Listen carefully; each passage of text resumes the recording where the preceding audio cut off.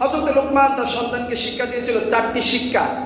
ইয়া বুনাইয়া আকিমিস সালাতা ওয়া'মুর বিল মা'রুফি ওয়ানহা আনিল মুনকারি ওয়াসবির আলা মা আসাবাক ইন্না যালিকা মিন আজমিল উমুর।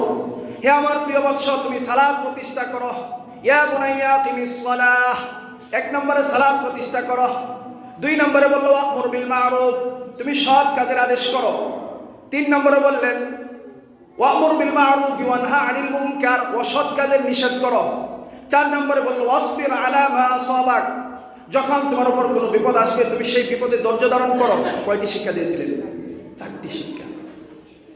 যে একজন মানুষ মুমিন হতে হলে মুমিনের মূল ভিত্তি হলো সালাত। দুই নম্বর সৎ কাজের আদেশ করা, অসৎ কাজের। তিন নম্বরে অসৎ কাজের নিষেধ করা। চার নম্বরে বিপদে আপদে কি করা? ধৈর্য ধারণ করা, সবর করা।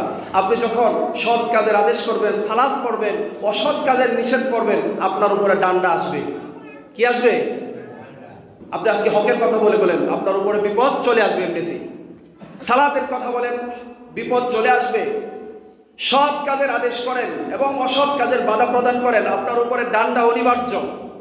এজন্যই লোকমান তার সন্তানকে শিক্ষা দিচ্ছেন 4 নম্বরে তুমি কি করবা? ধৈর্য ধারণ